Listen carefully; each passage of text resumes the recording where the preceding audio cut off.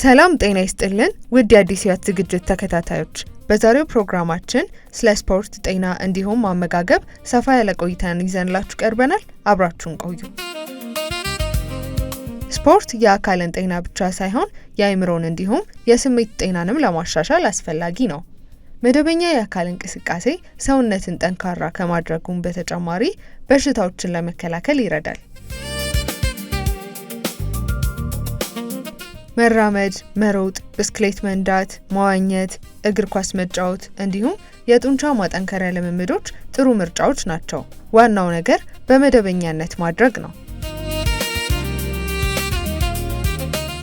ስፖርትና ተመጣጣኝ አመጋገብ ለጤናማ ሕይወት እጅግ ወሳኝ ናቸው። ስፖርት ሰውነትን ንቁና ጠንካራ ሲያደርግ፣ ተመጣጣኝ ምግብ ለሰውነት ኃይልና አስፈላጊ ንጥረ ምግቦችን ያቀርባል። ስፖርትና ጤና የአንድ ሳንቲም ሁለት ገጽታዎች ናቸው። ተለያይተው የሚታዩ ነገሮች አይደሉም። ጤና ለብቻ ስፖርት ለብቻ ብለን የምናየው ነገር አይደለም። ጤና የዓለም የጤና ድርጅት እንዳስቀመጠልን ፊዚካሊ፣ ሜንታሊ፣ ሶሻሊ ዌልቢንግ ማለት ነው። ስለዚህ እነዚህ ፊዚካሊ፣ ሶሻሊ እና ሜንታሊ ዌልቢንግ ማለት ከስፖርት ጋር ስናገናኘው ምን ይመስላል የሚለው ነገር ፊዚካሊ ስፖርት ስንሰራ ወይ ደግሞ የአካል ብቃት እንቅስቃሴ ስናደርግ ፊዚካሊ የሚሰጠን በርካታ ጥቅሞች አሉ። እነሱም የልብን የደም ስር የካርዲዮቫስኩላር ሄልዝ የሚባለው የደም ስርና የልብ ጥንካሬዎቻችንን እየጨመረልን ይሄዳል። ይሄን ደግሞ ባደረግን ቁጥር ምን ይሆናል? ከልብ ጋር የተያዙ ከፍተኛ በጣም ብዙ በሽታዎች አሉ። እነዛ በሽታዎች በጣም ብዙ አይነት በሽታዎች አሉ። እነሱን ፕሪቨንት ለማድረግ ይጠቅመናል። እነ ግፊትን እነዚህ ለመከላከል ይጠቅመናል ማለት ነው። ሌላኛው የስኳር መጠንን ለመቆጣጠር ይረዳናል። ሌላኛው የሰውነት ክብደትን ለመቆጣጠር ደግሞ ይረዳናል። ፊዚካሊ አንድ ሰው ከልክ ያለፈ የውፍረት መጠን እንዳይኖረው ከፍተኛ ሚና ይጫወታል። እሱም ብቻ ሳይሆን ባይኔቸር ሰዎች አንዳንድ ሰዎች መስል ሳይዛቸው በጣም የወረደባቸው ሰዎች አሉ። እነዛ ሰዎችን ደግሞ ወደ ተሻለ የሰውነት አቋም ለማምጣት ስፖርት ትልቅ ሚና ይጫወታል ማለት ነው።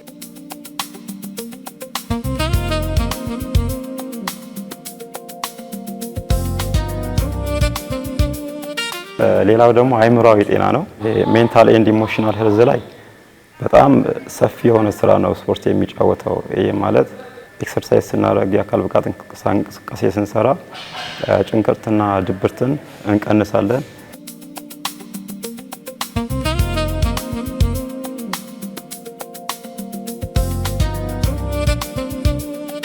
የአካል ብቃት እንቅስቃሴ ስናደርግ ኤክሰርሳይዝ በምንሰራበት ጊዜ ከፍተኛ የሆነ የፋት መጠንን እዛ አካባቢ ሊቨር አካባቢ የተከማቸ የፋት መጠንን፣ ቤሊ ፋት አካባቢ ሆድ አካባቢ የተከማቸውን የፋት መጠንን እነዚህን በከፍተኛ ካሎሪ በርን እናደርጋለን።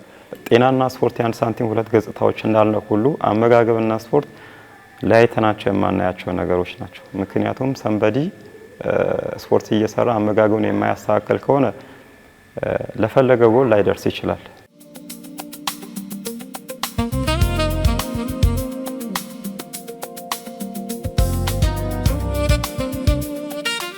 ስፖርቱን መነጣጠል ሳይሆን በሁለት ብንከፍለው የተሻለ ነው የሚሆነው። ይሄ ምንድነው?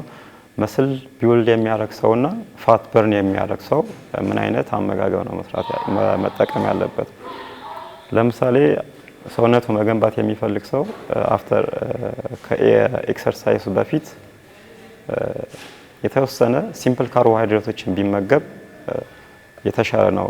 ሞር ኢነርጂ ስለሚሰጠው የተሻለ ወርክአውት የተሻለ እንቅስቃሴ ኢነርጂቲክ ሆኖ እንዲሰራ ካርቦሃይድሬትን ቢመገብ፣ ከዛ በኋላ ደግሞ ከስፖርት ጨርሶ ከወጣ በኋላ ደግሞ ዲሹን አስተካክሎ ሞር ፕሮቲን 25% ካርቦሃይድሬት 25% ደግሞ ጤናማ የሆነ ቅባትን ቢመገብ 50% ግን ፕሮቲን ቢያደርገው ሞር የተሻለ ነው።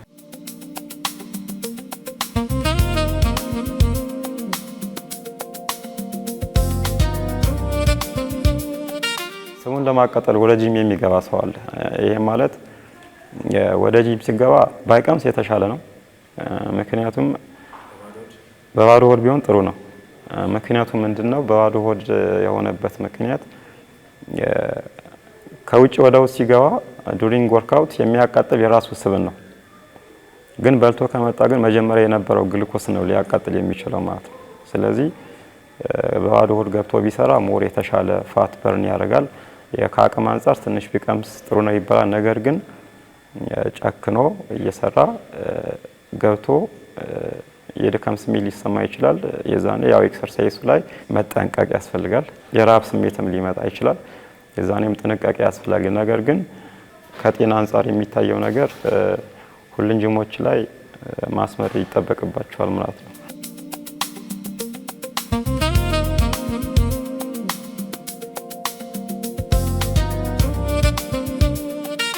ቢቻሉ ይቻል ሁሉም ጂ ላይ የጤና ባለሙያ ቢኖር ጥሩ ነው። ባይኖር እንኳን በጣም መሰመር ያለበት ነገር ምንድነው ክሊያንቱ ከሐኪም የራሱ የሆነ ሐኪም ሊኖረው ይገባል። ከዛ ክሊያንቱ ደግሞ ከትሬነሩ ጋር በደንብ እየተነጋገረ ለምሳሌ የስኳር ታማሚ ከሆነ ይሄ ሰው ዛሬ የስኳር መጠኑ ምን ያህል እንደሆነ ትሬነሩ ማወቅ አለበት። ትሬነሩ የማያውቅ ከሆነ ቅድም እንዳልነው ወርክአውት እየሰራ መሀል ላይ ሊወድቅ ይችላል፣ ሌላ ችግር ያመጣል ማለት ነው። ፕላስ ደግሞ ግፊት ቢኖርበት ደግሞ ይሄ ሰው ሳያውቅ ከፍተኛ የሆነ ሂውጅ የሆነ ክብደት ቢሸከምና ቢሰራ ትንፋሹን አፍኖች ስለሆነ የሚሰራ በአንዴ ደሙን ኢሊቬት ሊያረግ ስለሚችል በዚህ ጋር ሌላ ችግር ነው የሚያመጣውና ቢቻል የሕክምና ባለሙያዎች የጤና ባለሙያዎች ጂም ውስጥ ቢገኙ በጣም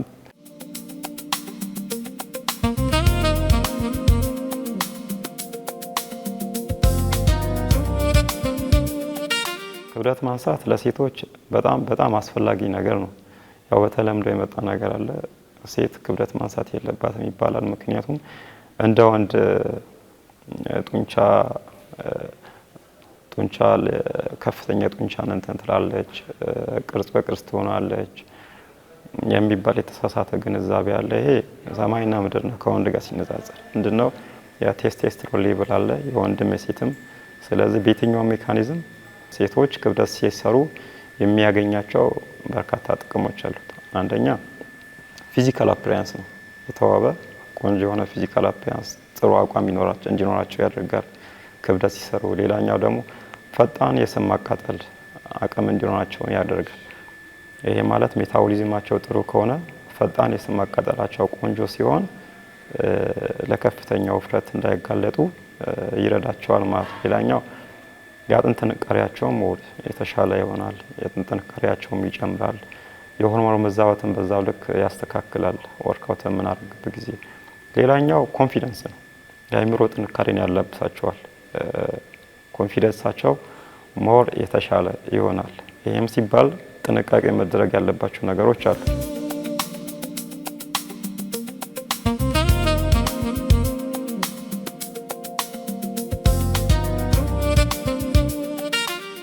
የትኛውን በሽታ ያለበት ሰው ስፖርት ይሰራል።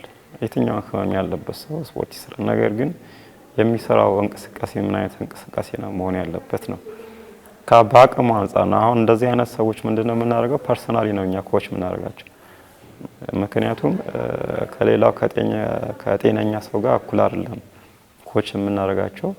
በራሳቸው መሰረት በራሳቸው አቅም ከጤናቸው አኳያ የሚያስፈልጋቸውን ወርክአውት ዲዛይን አድርገን እንደዛ ነው እንጂ የምናሰራቸው ከሁሉም አንድ ላይ አይደለም።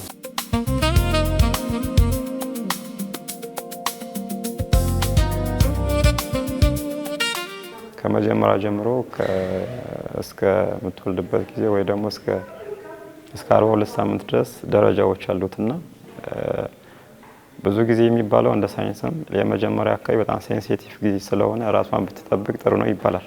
የመጀመሪያ 3 ወር እና 4 ወር ምክንያቱም ልጁ ገና ሁሉም ኦርጋኖቹ ተፈጥረው እስከሚያልቁ ድረስ ቦታ እስከሚይዙ ድረስ የዛኔ ጥንቃቄ የሚያስፈልግበት ጊዜ ስለሆነ ስፖርት አትስራ ሳይሆን የምስራው ኤክሰርሳይዝ በጣም ላይት የሆነ ኤክሰርሳይዝ ነው መሆን ያለበት።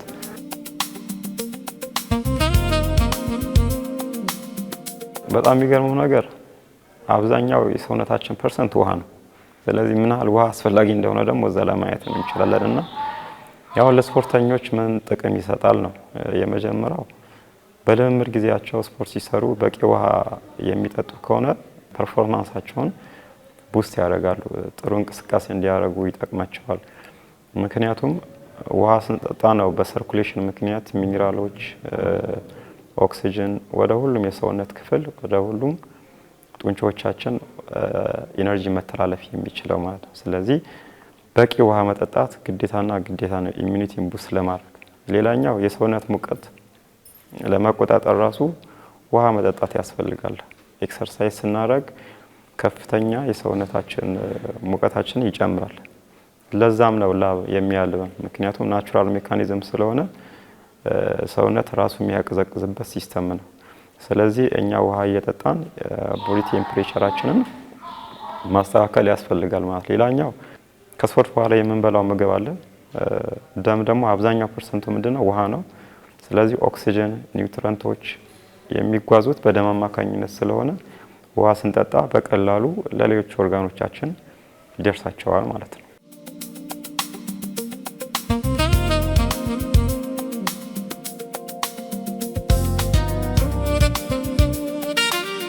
አብዛኞቻችን ጠዋት እንወጣለን፣ በታክሲ እንሄዳለን፣ ወደ ቢሮ እንገባለን፣ እንቆያለን፣ ከዛ ወደ ቤት እንሄዳለን። ምንም አይነት እንቅስቃሴ አናደርግም።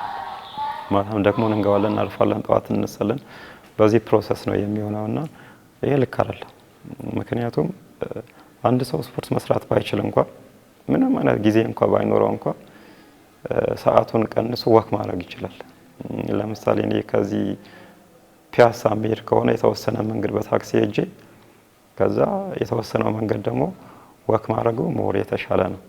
ሁሉም ሰው የአካል ብቃት እንቅስቃሴ ከተቻለ ጂም ቢገባ፣ ካልቻለ ሰፈር አካባቢ ያሉ የጤና ቡድኖች ጋር መቀላቀል፣ ካልተቻለን ደግሞ ወክ ማድረግ፣ ካልተቻለም በጣም ከባድ ከሆነ እንኳን ለተወሰነ ደቂቃ እኮ ቢሮ ላይ መንቀሳቀስም አንድ ነገር ነውና በቂ ሆኖ ሳይሆን ቢያንስ ለተወሰነ ደቂቃ እንኳን ጂም ላይ ቢሮ ላይ መንቀሳቀሱ አንድ ነገር ነውና ሁሉም ሰው ይሄን ቢያስብበት ጥሪን አስተላልፋለሁ።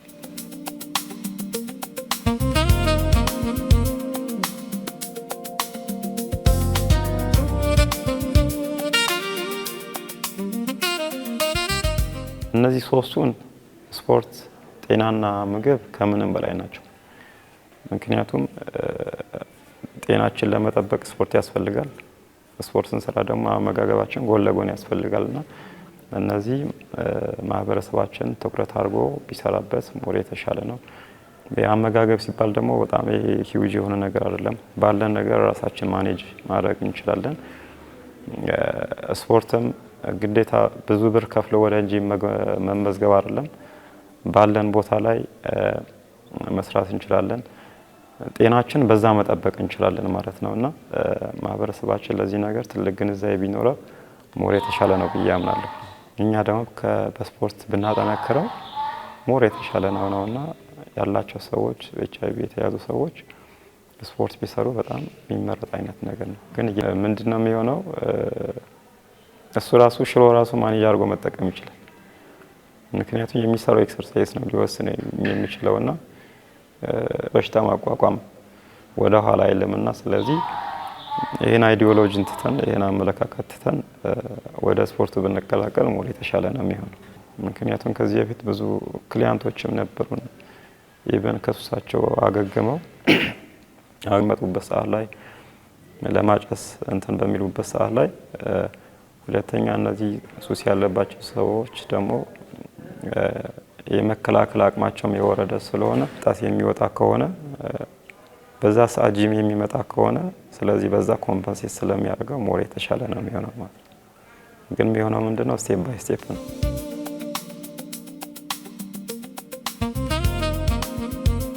የኢትዮጵያ ቴክኖሎጂ ባለስልጣን በሀገሪቱ የሲቲ ስካን ሕክምና አገልግሎት የሚሰጠውን የጨረር መጠን ለመወሰን የሚያስችል ብሔራዊ መመዘኛ በማዘጋጀት ላይ ይገኛል። ባለስልጣን መስሪያ ቤቱ በአዋጅ በተሰጠው ስልጣን መሰረት ከሚያከናውናቸው ዋና ዋና ተግባራት መካከል የራዲዬሽን እና የኒውክሌር ቴክኖሎጂዎችን አጠቃቀም መቆጣጠር ይገኝበታል።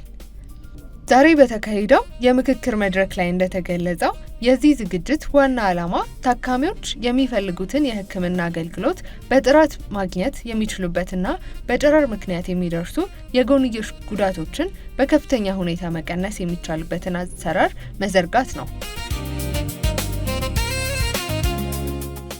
የኢትዮጵያ ቴክኖሎጂ ባለስልጣን በሀገሪቱ የሲቲ ስካን ሕክምና አገልግሎት የሚሰጠውን የጨረር መጠን ለመወሰን የሚያስችል ብሔራዊ መመዘኛ በማዘጋጀት ላይ ይገኛል።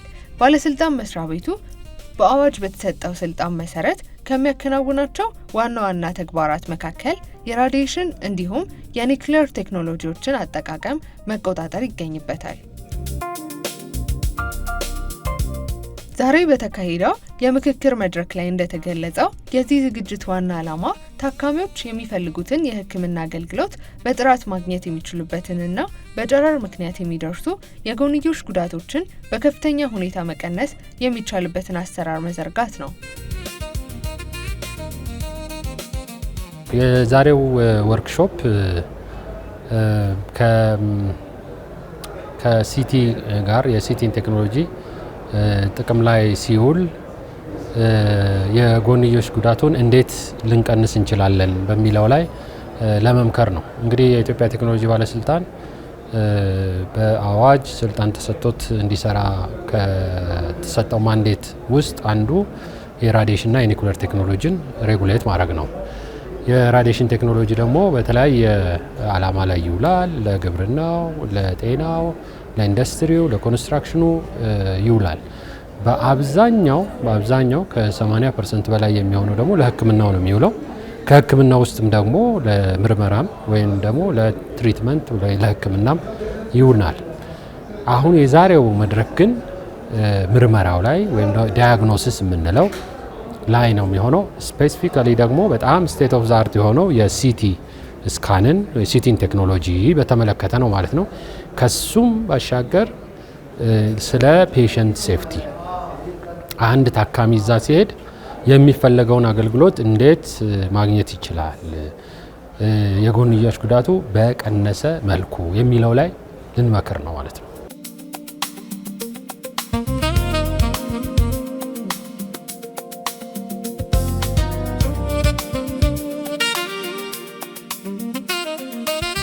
አሁን የኢትዮጵያ ቴክኖሎጂ ባለስልጣን የቁጥጥር ስርዓቱን ዘርግቶ ሲሰራ የምናያቸው ስራዎች አሉ።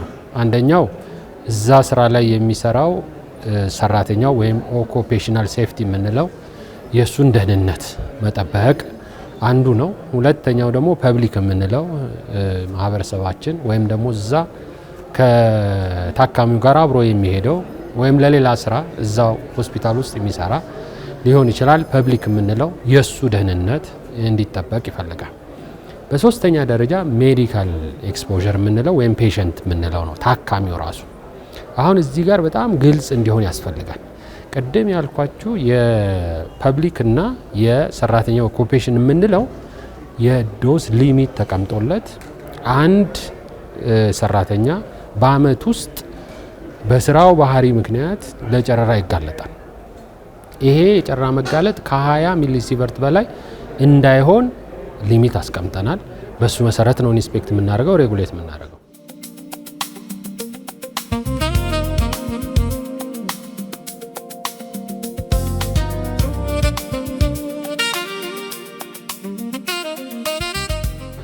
አንድ ፐብሊክ ደግሞ ከ1 ሚሊ ሲቨርት በአመት በላይ እንዳይጋለጥ እንላለን።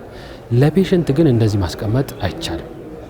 ይሄ የዓለም አቀፉን ፕራክቲስ ይህንን ነው የሚያሳየው። ምክንያቱም ታካሚው የሚመጣው እንዲመረመር እንዲታከም ነው እና እሱን ዋነኛ ዓላማውን ሚስ ማድረግ የለበትም ማለት ነው። ስለሆነም በዋነኛነት ይሄንን ስራ በኃላፊነት ለራዲዮሎጂስቶ፣ ለራዲዮግራፈሮቹ፣ ለሜዲካል ፊዚስቶቹ እና ለፋሲሊቲው ኃላፊነት ይሰጣል።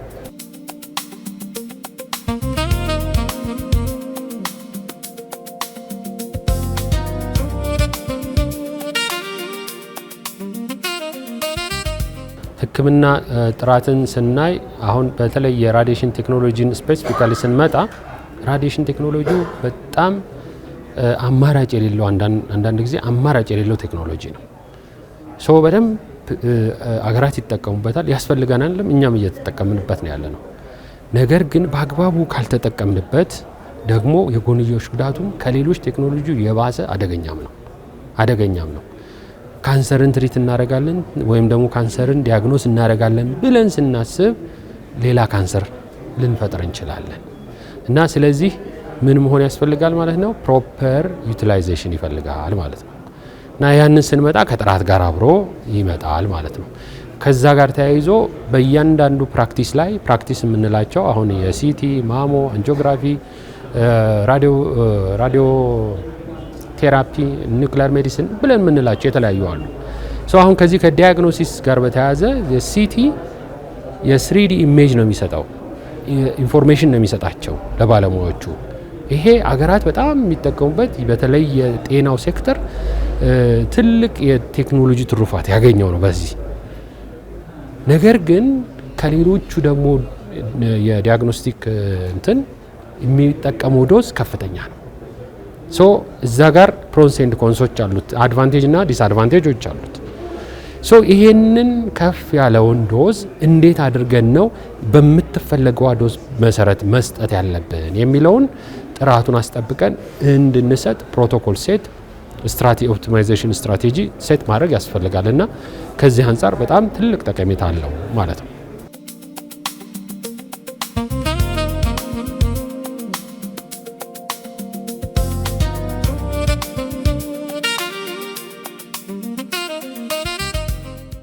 እንወያይበታለን። ከዛ በኋላ እንዴት እንስራው የሚለው ትሬኒንግ ይፈልጋል። እያንዳንዱ ራዲዮግራፈር እዛው ተቋሙ ላይ ሲሰራ ቅድም እንዳልኩት እንደ ሪፈረንስ ዶክመንት ይሄንን ሲጠቀም ከፍ ብሎ ሲታይ እንዴት ምኑን አስተካክዬ ነው ይሄንን ትክክለኛውን እንትን ሊመጣልኝ የሚችለው የሚለውን ስኪልድ የሆነ ፕሮፌሽናል ይፈልጋል። ለዚህ ደግሞ ትሬኒንግ ፕራክቲካል የሆነ ትሬኒንግ ያስፈልጋል። በቀጣይ ይሄንን መሰረት ተደርጎ ትሬኒንጎቹ በባለሙያዎቹ ከሌሎቹም ጋር በነገራችን ላይ በዚህ ጥናታዊ ሰነድ ላይ ፕሮፌሰሮቹም ተሳትፈውበታል። ራዲዮሎጂስቶቹ፣ ሜዲካል ፊዚስቶቹም አብረው ያጠኑት ነው። በእነሱ ጋር በቅንጅት ሆኖ ይህንን ትሬኒንግ እንዲሰጥ ይደረጋል። ከዛ በኋላ ትሬኒንጉን ከአንድ ሰው ካገኘ በኋላ ያንን ኢምፕሊመንት ማድረግ ይሆናል ማለት ነው እና የቀጣይ ስራችን ይህንን አስመልክቶ ትሬኒንግ መስጠት ይሆናል ማለት ነው። ውድ የአዲስ ሕይወት ዝግጅት ተከታታዮች የዛሬው በስፖርት ጤና እና አመጋገብ እንዲሁም የቴክኖሎጂ ባለስልጣን ያካሄደው ሴሚናር ላይ ቆይታ ያደረግንበት ዝግጅት ይህንን ይመስል ነበር። ጠቃሚ የሆነ ግንዛቤን እንዳገኛችሁ እምነታችን ነው። ሳምንት በሌላ ርዕሰ ጉዳይ እንጠብቃችኋለን። እስከዛው መልካም ቆይታ።